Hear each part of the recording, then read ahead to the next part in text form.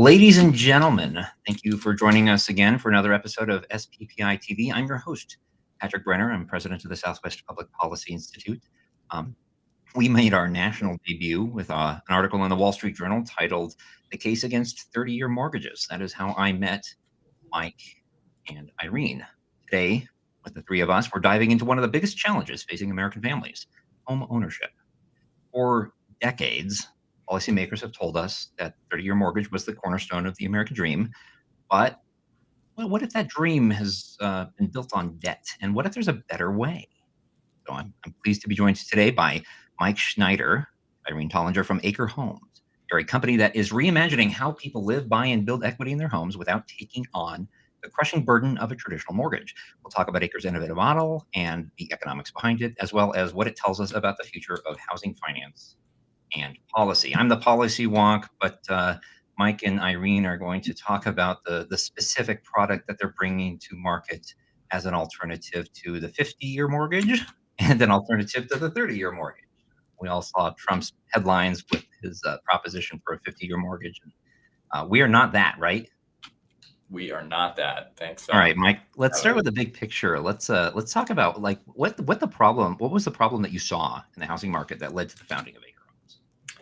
Yeah, I think at a high level, it's similar to what you have been looking at here, where we were looking at the fact that over decades, really since the 70s, home prices have been outstripping income growth, right? What hasn't changed, though, is transaction costs are the same. And so it was becoming a bigger and bigger chunk of people's, debt burden they were layering in. So in the 70s, it was 1.9 times the average household income to buy an average home. Now it's over 5 times, oftentimes 8 to 10 times the average household income to buy an average home in a lot of markets. And so we just felt there's a huge gap between renting a home and having no participation, but we really believe there's tremendous value in ownership, in being part of your community and having real skin in the game, and participating in the wealth building side. And so we felt there was a product that could fit in between renting for a year or taking on all the burden of mortgage, all the transaction costs, all the maintenance, and that was kind of the impetus of where we built a phenomenal team to figure out what was the right product there.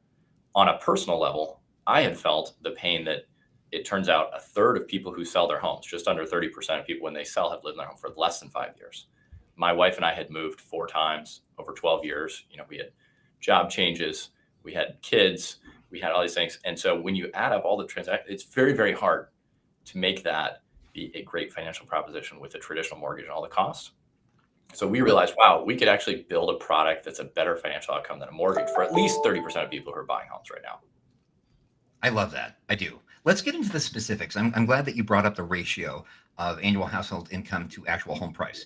I'm going to quote myself here for a minute. Let's see.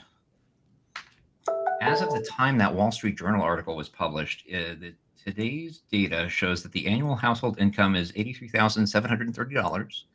And that's pitted against the average home cost, which is $410,000. So you're right. It's just about 5 to 1. It's right at 5. Yep. And then back in the 70s, what was it? It was $26,000 for the average home against an average household income of about $9,800. Yep. That's wild. And that's 2 point something to 1, 2.5 to 1. That's right. Ish. So it was a very different proposition to say you should go take on this amount of debt vis-a-vis that amount of income. I think, the way we live has really changed too, right? There's so many people who aren't buying a home to live there for 15 years and stay in the same job. You look at job changes, people are changing jobs more frequently. They're looking for more flexibility. And the only alternative to getting a mortgage is to go rent. And then you're just not participating in one of the biggest wealth building opportunities in the country. So that's what led us to this shared appreciation model we're excited to unpack. Love it. Absolutely love it. Love bringing new products, new financial services products to the market. And there is no bigger market for new product than in housing. So Irene, can we talk about what kind of customer Acre is designed for? And is this for first-time home buyers? Is it for mobile professionals? Is it for families that are looking for flexibility or stability? Tell me more. Yeah. So we actually ourselves thought that it might be for mobile professionals when we started, right? This is the beauty of building a product. And you can't know ahead of time, and you have to learn. So what we find, right, is that kind of it's easier to uh, comfort the afflicted than to afflict the comfortable. And while first time homebuyers have a lot of questions, and there's a lot of uncertainty for them, they actually haven't experienced the pain of home buying and selling, right? They don't really know about the closing costs, even on the buy side. They haven't gone through the pain of selling, and right, and all of the costs that are associated, right? The agent fees, the staging, the landscaping, the repair, all of that stuff. Like that's all a bit theoretical. So it actually really turns out that our experienced homeowners, they just get it right away, right? They paid all those costs. They've been through that pain. They've had their fence blow over. They know how much that costs. Like that was my experience when I became a new homeowner. Um, you know, been there for a month and the fence blows over and you pay whatever $10,000 worth of fence repairs. Yeah, so I think really, what we then kind of had the experience of hearing back from our customers, and they said things like, "Okay, so I understand that I'm, buying this home with a partner instead of a bank." Um, so that's the kind of outcomes, and I would say about 2/3 of our folks um, are those experienced homeowners. Yeah, Yep. and they have a variety of different scenarios that they're following up on. Yep. So if I heard that correctly, 2/3 of your customers have actually purchased and been Mhm. part of the acquisition process Yep. before. And I just closed on a new home in April. Um, Congratulations. and thank you, thank you. 30-year mortgage. Sorry, should have used Acre. I wish I knew about Acre. But one of the things that, I mean, we mentioned closing costs and all of the costs that are associated with home acquisition. One of the things that I want to mention is just how cumbersome disclosures are. Yep. I mean, Well, the amortization schedule was buried on page 71 yeah, of my and it's handed to you at the closing table where you don't even have time to walk through it. Most people, right. just They want to Right. get out of You the already title submitted, office. right? You have if you decide that you look at page 71 and you don't like it, it's kind of too late. yeah, Right. What are and you going to do? Go say no and go home? Or Yeah. right, wait, where is home?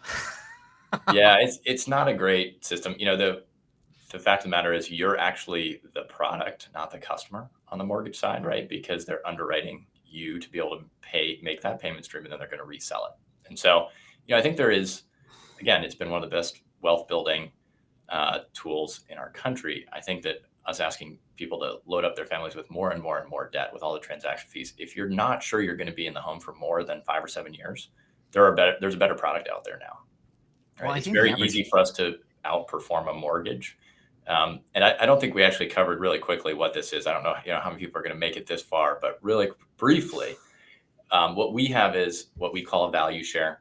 People have a share of the appreciation in the home. And in order to do that, they put up 5%. That's the only contribution. They don't have any other closing costs. And then they share in 10 to 50% of the appreciation of the home. They can kind of pick that based on their monthly payment. So we have some customers that are optimizing for the lowest monthly payment, similar to the one big, beautiful 50-year mortgage. It's about a 10% discount, but there's actually a 10% discount than if they had gotten a fully loaded mortgage, and they're sharing in 10% of the appreciation, or they're paying closer to a fully loaded mortgage, but they share half the appreciation and don't pay any transaction costs in all cases. And so we've really tuned this. Our North Star as a product, and Irene and our team have done a great job of this, is that, our product delivers more wealth built over that 3 to 5 year stay than if you got a fully loaded mortgage as a prime customer and put 5% down. That's beautiful. I love it. I love it. Absolutely. And to your point about the disclosures, like we've also designed an approval process that is much, much more smooth. And it's not two-step, right? It's not like, oh, you have a pre-approval and then there's like a deep dive, right? We actually just, and I know you have questions for us about technology and how we, plug into fintechs, et cetera. But ultimately, and if you have all of your documents together, the fastest timeline to finish our online approval is 4 minutes and 11 seconds. Like this is, you have your tax returns, you have your pay stubs, you have you've linked your bank, you've done everything. And that's real, right? Like that's real data. And I think it's great. I'm glad, Irene, you brought that up because it's not just the better financial product, it's also the 10x better experience that we can deliver. And those two things combined, we think really make this a scalable platform. And that 4 minutes and 11 seconds, when she submitted everything and synced her bank accounts, I think we got back in a couple hours with a full approval. And then we bought a house with all cash, right? So now that buyer becomes a cash buyer, so we get a better price on the home. And they're able to move in within 12 days because we don't have the whole underwrite and the mortgage process. So it completely transforms the buying experience. So the buyers in your program are actually essentially paying cash for the home. That's right. There's Yeah. no cost to them to do that. Wow. Yeah, they become a cash buyer. That's right. That's wild. And the other aspect of that I haven't, one of my Acre jobs is kind of the storytelling, but the piece that I haven't, so it's in a way, it's easy to tell the customer story. So this, we did this for this family. They were moving from, Alaska to North Carolina and, they landed well, et cetera. But the sort of, I would say the part that I didn't have, that you didn't have when we bought our homes, right? We, the magic, right, is that on the back end, not only are you a cash buyer, but you have a very savvy team who is looking at the real market value of that home, who is poring over the disclosures, who's looking for, really anything serious on the maintenance side, right? Like applying the rigor to the offer, the details of the offer, right? Like regular people don't have that. And that institutional rigor applied on behalf of the customer and on Acre really, it's like boring. People aren't like, oh my gosh, you guys have such a rigorous process. That's so exciting. But I'm like, no, I want that rigorous process as a buyer. So I've been sort of pushing myself to like talk about that. Maybe one quick anecdote there to drive that home is we were actually under contract on a home with a buyer that was relocating from overseas and found out that it had been incorrectly disclosed. It was polybutylene piping and they had not disclosed that. Said, you don't want to take this on. We were able to get the entire deposit back because we, held the agent's feet to the fire that they had misdiagnosed. And we found another home that we were able to close on in the same timeline that they liked just as much. But that's something that, both agents on both sides, and we love realtors, but they were both saying, well, we can come up with some kind of credit. And we're saying, no, you don't want to take on this issue for your next home and, all the work that's going to come up. And to be fair, I didn't even know what polybutylene piping was. So you might want to describe like before Acre. That's right. But our property team does. So anyway, I don't even know what that is. I don't even know how to spell it. That's right. Yeah, spell that one for me. It's like a type of plastic piping that is, basically banned. You can't install it anymore. And it's like, it hasn't been installed in homes in 20 years. And if it's likely to fail and create like thousands of dollars of water damage. And it is like $20K plus to replace if you want to just go do that, because you're opening walls and like God knows. So a customer that's partnering with Acre has so much more of an advocate in partnering with you than they otherwise would normally. Yep, that's right. Fantastic. Something that I think we missed on this, but a comment that I'd like to make with respect to the traditional 30-year fixed rate mortgage is that the majority of Americans actually do not hold that mortgage product for the duration of the initial term. It's the average. The average is about 7 to 8 years from all the housing policy data that I've seen. A 30-year mortgage being held only for 7 or 8 years, and the amount of actual principal that's accumulated, or I'm sorry, the amount of principal that's paid off during that period is so limited. It's so minimal And Well, with a this is why 50-year mortgage, that's outrageous. this is why it was easy to build a product that's actually better from a financial output. People have not really studied amortization tables, to your point, and they just realized that that's the only option, right? Generally, people's option, if they want to buy that great home in that great school district, which is another problem, there often isn't rental available there. They either have to get a mortgage or get a 50-year mortgage or buy cash. And so, there's a huge gap for something that's a better financial outcome. Absolutely. Absolutely. Ladies and gentlemen, you're listening to episode 28 of the Southwest Public Policy Institute's SPPI-TV podcast. I'm here with Mike and Irene. Mike and Irene are coming to us from Acre Homes. Irene, where are you calling in from today? Reminds Yeah, me. I'm in the Bay Area in California. Awesome. And Mike, where are you calling in from? Yeah, our HQ is in Raleigh-Durham, North Carolina. So we've got Raleigh-Durham and the Bay Area. We've got coast to coast scheduled on this one, and then I'm out here in the Southwest in the Albuquerque area. So let's transition now. We talked about the basics of the Acre Home product. I want to talk about the economics and the innovation that is so desperately needed in the housing finance sector. So in a traditional 30-year mortgage, borrowers often pay twice, or almost twice, the price of the initial home cost once we factor in just interest. So that's just principal and interest. Acre is trying to flip that script. Do you want to, without revealing your special sauce, you want to talk about how you make the math work? Who wants to Sure. take that one? Yeah, I can take that one. We really have Okay. flipped the script with a non-debt solution. And the way that we do that is there is, as you probably know, lots of capital that wants to invest in single family homes. But right now, there's only one way for that capital to invest, and that's through single family rental or build for rent and others. And what we found is we can actually generate better returns by sharing appreciation with residents who take better care of the home and deliver a better return to those investors while also helping families build wealth. So it's a really neat win-win kind of platform. And so for our customers, they do not take on debt, right? This, as we started the podcast, this is a shared appreciation model. So it's not, I think some of the well-intentioned rent to own and others ended up where if you didn't convert, you got no value. In fact, maybe it was negative value because you paid more. What we built from day one is that you're actually sharing in that appreciation every month at the fixed rate, either 10% or 50% of the appreciation that you're building, and you're not paying transaction costs. So it's a great model where people are able to participate in the wealth creation side. They're really limited on the downside because they didn't take out a loan, right? Let's talk about the other downside of that 30 or 50-year mortgage. If you put 5% down or 3% down and the market's down 10% and you need to move, you have a problem, right? You're underwater. And so by pairing long-term patient capital that wants to invest in these homes with shorter-term owners, we're able to provide a product where you're just pari passu on the downside. That's a fancy way of saying, right, if you put in $25,000 into that $500,000 home and the market's down 10%, you can still cash out 90% of your initial 5% you put in. So you're not underwater. You don't have to pay transaction costs to move. It's just a much more flexible way to participate. That's amazing. And home buyers and would-be home buyers are definitely benefiting from that flexibility. Yep.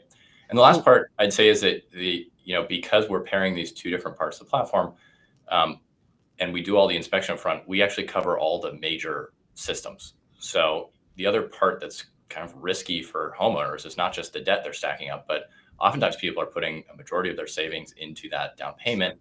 And all it takes is one water heater issue, right? Or one roof issue. And now you're in trouble with that $10,000 or $16,000 payment. And so we cover the major maintenance. The residents are on the day-to-day. We often joke, right? You change the air filters. We cover the HVAC system. If your kid flushes a toothbrush down the toilet, we can dispatch a plumber, but that cost is on you, right? But we're going to make sure all the major systems are covered. Wow. So it's like this one might be a little bit of a curveball, but I want to ask it anyway. What is different about Acre versus like a traditional rental landlord? Yeah, it's really that share of the appreciation, right? You have real skin in the game because you're putting 5% to buy into the home and have that value share, and you have the upside of being an owner where when for over that 3 to 5 year stay, we're often helping people build, it's tens of thousands of dollars more than if they had gotten a mortgage, because you don't have to pay the transaction costs and the major maintenance. And so that's the big shift here, is you still have the flexibility. Like I said, there was a huge gap between renting and owning. So we got to take some of the best parts of both. So you don't have the major maintenance, you don't have transaction costs, you're building wealth through the appreciation. I think the other thing is that we fix your payment for those 3 years. That's one of the best parts of a mortgage, is that people know, well, at least I've locked in my housing cost, right? And taxes and insurance go up, but you've at least locked your principal and interest. That is not true in a rental world, right? Where oftentimes your rent may go up 5-10%. In this case, our residents sign an initial 3-year agreement. We fix the payment for that term. Awesome. So that leads me to this next query for you, which is, there's a problem. There's a problem with how home ownership is perceived, both by policymakers and then just the American public at large. They typically equate ownership with a deed and a mortgage. Do you think that the definition of home ownership is antiquated and outdated? I love that question. It gets to the heart of what we're building here. I do think the title definition of ownership is outdated, right? Every company I've built has had ownership in the company, right? But that wasn't recorded on a deed somewhere, right? There's lots of different forms of ownership in other places. I think real estate law is one of the oldest and slowest to change, and there's some good reason for that. I think there have been a lot of abuses, but I think we really need more innovation here. I do think that the mentality around ownership is changing, the way we're living is changing, and the ability to participate, I think, is what we really care about. For having people, I think it was Charlie Munger was the one who said the renter never washes the rental car, right? I think it is a mindset shift when you're a true owner and you have real participation. And so, that's what we're really attacking, is there's a different way to participate and be a steward of the home you're in and actually build wealth in that, than just taking on a bunch of debt and having your name on the title and having full responsibility for everything. And we're actually It's true. It's true. The mindset. Hang on. The mindset shift with renting versus owning. It's so true. I will be a little forthright and say that I like to redline rental cars when I can snag them, and it's different. I will never redline my own personal vehicle. It is a total mindset shift between renting and owning. Sorry, Irene, I cut you off. No. I think what we wanted to see is, okay, well, we want to design for a mindset shift, but are our residents, will they do that? So we have some really, really, great examples of people putting in skin in the game, right? So they're, and this isn't like onesie twosies, but just, one family put in $15K worth of landscaping. The next put in a gas stove because they really like to cook and they were going to get the value out of it. The next folks, they repainted the exterior of the home because they didn't like the color. And, that kind of, that's the mindset of a person who feels that real ownership. And that's not something you can do in a rental. That's correct. Yeah, Yep. we have a make it your own approach, because we really want to, again, give the best parts of both. You can have the best parts of ownership and be a real member and participating in your community without having to take on a huge amount of debt. It's super empowering. And we do give people a little context, like if they want to do something, big, and we don't think it's going to give actual significant boost to the value of the home, we'll let you know, right? Like, Sure. you can put it, you can do that thing that you want, but it's probably not going to have an impact on the value of the home. Yeah. Sure. I'd say there are plenty of people who still ask that question, though, Patrick, of like, well, who's on the deed? Because that's all that matters. And I think the answer, It's an important question. It's important. And in some states, we record the value share option we have, and others we don't, based on the local laws and how it's structured. But I think the way people wrap their heads around it best is I describe what we have built is really a business model innovation, and it's more akin to the Costco effect, because we are able to pool all these homes and cross collateralize. we get cheaper debt. We actually get cheaper insurance than an individual would. We get cheaper when we send out that person to fix the HVAC. It's significantly cheaper for us than if a consumer did it. And so It's an economy of scale. That's when people start to understand, okay, if you have 200 of these, you get economies of scale. I don't. We get to pass on that savings to our customer. Cool. How many states are you guys operating in? Right now, we're just in 2, and we're Okay. about to expand. So North Carolina and Georgia, and soon to add Tennessee and Texas. Wow, Texas is big. That's huge. Boy, do you want to be in all 50 states, or maybe 49 minus California, maybe 48 with Hawaii out? I'm sorry. Maybe later in the podcast we'll get to regulations, but the candid answer is we'll probably be in kind of growth markets where there's population growth and strong household appreciation, home appreciation over the next cycle. But yeah, we'll probably not California and not Hawaii. Probably not for a while. That's a red tape conversation. We can get to that. So I want to talk specifics, and you have a copy of this question. I wanted to make sure that you didn't think I was trying to get too specific. But if a family were to stay in an acre home for 5 years and then moves, how does that compare specifically financially to renting or buying outright? And let's take the traditional example using the average home value right now of like $410,000. Sure. How does the acre model compare with traditional home acquisition versus traditional renting? Sure. And I don't want to start off by saying, as you know, all the rent versus buy calculators, first thing we did was kind of build our own version of that and say, okay, where does this fall? Because is that available online? Well, that's what I was going to get to. There are so many variables. So I would actually recommend that any customer go to our calculator, our website, put in your actual mortgage quote you got and see how it compares. Because there are so many variables, right? How long are you going to be there? What do we think appreciation is going to be over that time? What's your actual rental option? There's very different, market rents in different areas versus ownership. We really went head on at this is a better option than a mortgage because we wanted people to be participating, right? The rental can be great, but you're not building wealth on that side of the equation. So we do the side-by-side comparison with your mortgage. We do this with every customer on every home. You can see it on an individual listing on our website and say, okay, if I bought this house, I just got quoted a 6.5% mortgage, where will I end up?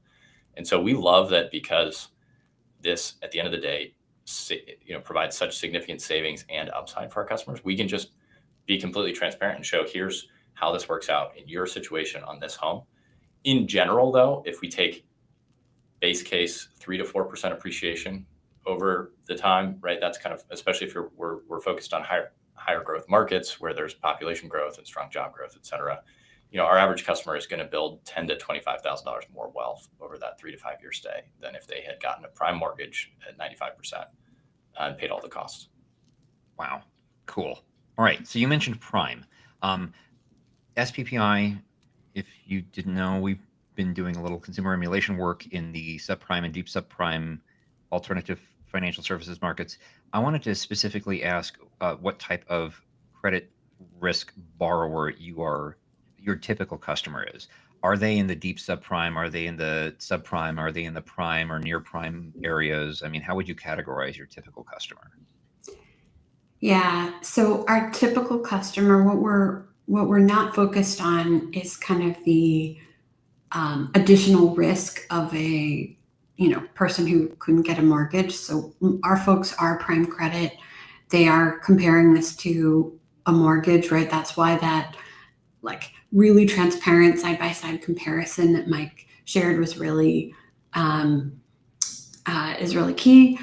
At some point, we hope to be able to expand our product more broadly, but in this phase of building, we're really focused on folks who are able to get a mortgage. The one spot where we're actually able to address the kind of financial inclusivity, I think, as you'd put it, is in the area of the self-employed person. So we're able to be a little more nuanced, a little bit more thoughtful with all of our tech integrations in order to take a really hard look based on like cash flow details, in order to take someone who they would probably get a mortgage, but their rate would be higher, and so they're being penalized for that variable income, which isn't They're great. being So penalized for being an better entrepreneur. outcome, I know. right? Patrick puts it bluntly. That's right. The traditional mortgage market is penalizing Americans for being entrepreneurs. Absolutely, absolutely. And in fact, I was talking to when we were just getting started, I was talking to, in effect, someone who would be a vendor of Acres. And I pitched him on Acre, and he was like, "Oh my God, I have this problem. I personally have this problem right now. Can I invest in your company?" Because he started. And he did. And he did. Wow. That's right. Cool. No, one of our other customer stories I love on that is that one of our 1099s is a big one, big group for us, relocations, et cetera. But he pointed out that they were sitting on a low mortgage, trying to figure out how to buy their next home. They preferred to rent that one out, but they were going to have to put 20 or 30% down because they were both 1099 contractors, et cetera, at a much higher rate. And so he calculated the savings, and he, by acring his next house, he was able to rent out the previous one, which almost paid for his new home acre payment. And he saved hundreds of thousands of dollars he put back into his business. And he said he 4X'd that. So he said the return on this for him was he was just over the moon. Unbelievable, almost. Yeah, it was great. Have you guys made it a reality? What's interesting also is if you look, it's about 15. This sounds like a really wildly large number, but it's about 15% of our folks are real estate agents. They most are real estate agents 1099 employees. They're all 1099 contractors. They are. And and of course their income is also like very lumpy, right? Like you can have so 5 variable. closings in a month, and then 1 closing the next month, and then it's really variable. So and they understand the industry, they understand the cost, they understand all the details, and so they look at this, and a lot of times we'll be having a conversation with them, and they'll be asking, well, if my customer does X or Y or Z, and then they'll say, Actually, I'm interested in this for myself. Yep. I can almost see the look on a mortgage banker's face sitting across the desk from me, looking at my income and judging it for being lumpy. I love that word, how you described lumpy income. That's hilarious. All right. I want to transition into a different part of the conversation. So, ladies and gentlemen, you're listening to episode 28 of SPPI-TV. Let me get that out right. Rethinking the American Dream. I am here today with Mike and Irene from Acre Homes. They're a alternative to the traditional 30-year mortgage, and they've been in business. How long have you guys been in business? Since 2001. Sweet. What a time. How was 2008? That's right. 2021. We've been in 2021. Got it. Sorry. 2021. We've been around for 4 years. Back then, people were asking us, what problem are you solving? Everybody was just buying homes sight unseen, no matter what the cost, right? And we said, well, there's a big problem here. Because credit was so cheap. Now it's in the news every week. So we kicked this off in a low rate environment and realized this was a growing problem, and now it's pretty acute. It's a great place to be. Sounds like, right? Yeah. Yes. It is. From a policy perspective, much of the housing finance system, FHA, VA, Fannie Mae, Freddie Mac, it was built for the post-war economy, specifically referring to the 1940s, aftermath of World War II, huge economic boom, aftermath of FDR's New Deal, everything else. How do you see modern innovation like Acre fitting in with that, fitting in or challenging that traditional framework? Yeah, I think this goes back to what we were saying before, which is how we've lived has really changed.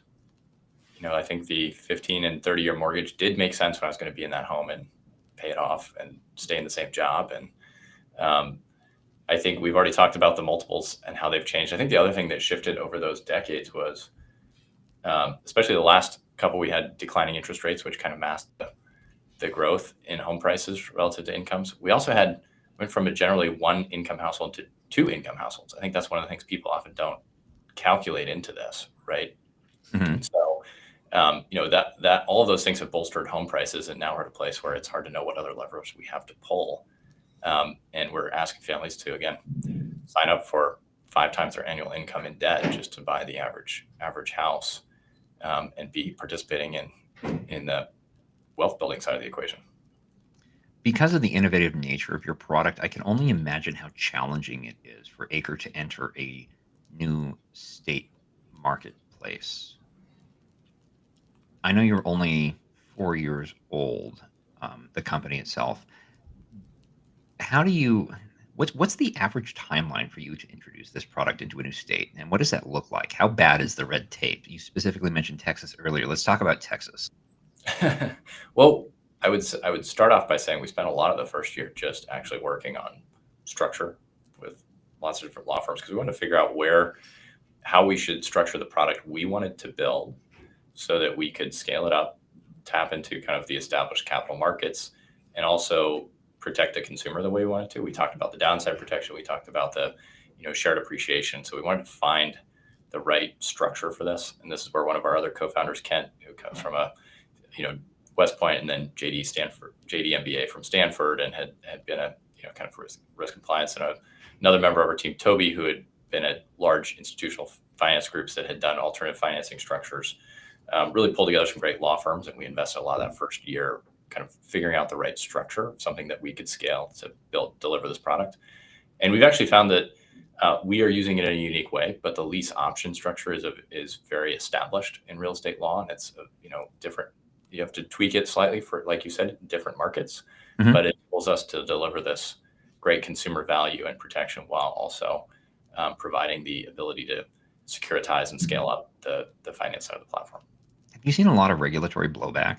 Do you want to take that one, Irene? Yeah, I think so. In a sense, the thing that we've really run into, it's kind of one thing. And it's really HOA restrictions where, they have a rental cap or like a rental percentage cap.